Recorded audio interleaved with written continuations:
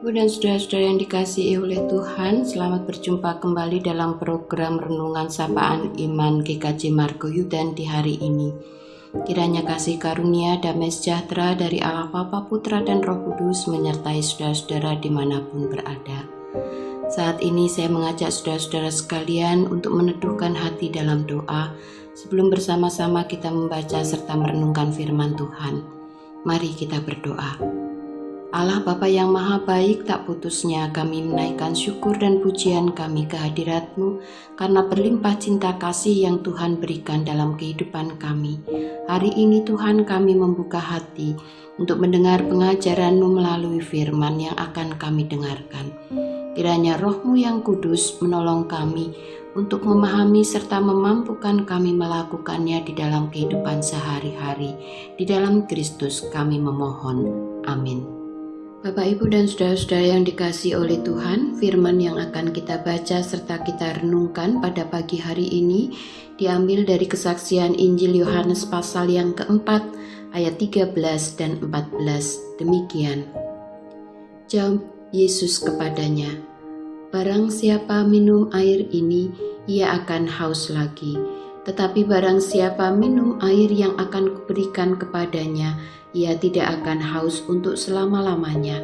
Sebaliknya, air yang akan kuberikan kepadanya akan menjadi mata air di dalam dirinya yang terus-menerus memancar sampai pada hidup yang kekal." Demikianlah firman Tuhan. Saudara-saudara yang dikasihi oleh Tuhan, secara biologis kita tentu tahu bahwa sebagian besar dari tubuh manusia itu terdiri dari air. Oleh karena itu, air menjadi salah satu unsur yang terpenting bagi semua makhluk hidup. Tanpa air, tubuh kita akan mengalami dehidrasi yang hebat, yang tentu saja bisa mengakibatkan kematian. Tanpa air, tanah menjadi sangat gersang, dan pendek kata, tanpa air tidak ada kehidupan. Saudara-saudara yang dikasihi Tuhan, dari kisah dalam Yohanes 4 ayat 1 sampai dengan yang ke-14 dikisahkan tentang perjumpaan Tuhan Yesus dengan seorang perempuan dari Samaria. Waktu atau saat terjadinya perjumpaan Yesus dengan perempuan Samaria ini memang agak aneh, karena perjumpaan itu terjadi di jam-jam yang bukan saatnya orang pergi mengambil air. Sehingga jelas bahwa sebenarnya perempuan Samaria ini menghindari pertemuan dengan banyak orang. Mengapa perempuan ini menghindari perjumpaan dengan banyak orang? Tentunya bukan hanya karena dia seorang perempuan Samaria, tetapi karena perempuan ini merasa sebagai seorang yang kotor, yang berdosa. Dan dari perbincangan yang lebih terbuka dengan Yesus, terbukalah seluruh keberadaan perempuan Samaria ini. Ia adalah seorang perempuan yang memiliki 5 suami, dan suami yang hidup bersamanya pada saat itu bukanlah suaminya. Dosa-dosa inilah yang membuat ia enggan bertemu dengan banyak orang. Nah, di dalam konteks yang seperti inilah, Yesus kemudian memperkenalkan dirinya sebagai air kehidupan. Air kehidupan ini sungguh adalah air yang sesungguhnya sangat dibutuhkan bagi kehidupan jiwa manusia.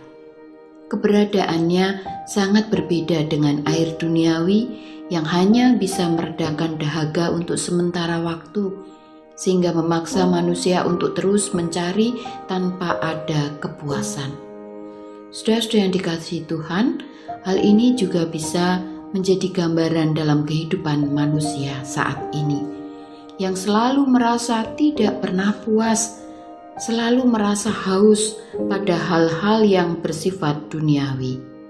Bukan hanya pada masalah makanan atau minuman saja, tetapi juga pada tren, pada gaya hidup, semacam pakaian, gadget, kendaraan, rumah, dan lain sebagainya.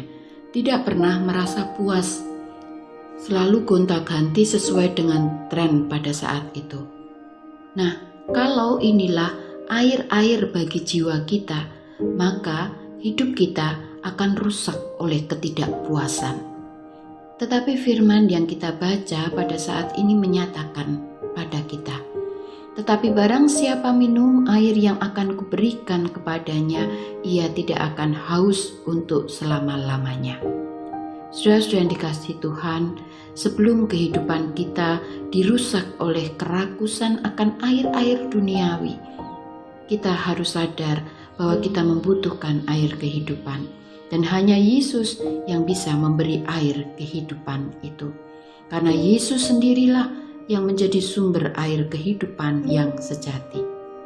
Mendekat padanya, mendengar pengajarannya, dan merasakan cinta kasih-Nya membuat kehidupan kita lebih tenang, lebih damai. Karena kita mampu merasakan bahwa setiap saat kita terberkati. Semuanya ini yang akan menghantar kita mampu menjalani kehidupan dengan rasa syukur. Dalam Yohanes pasal 7 ayat 37 Yesus berseru, "Barang siapa haus, baiklah ia datang kepadaku dan minum." Amin.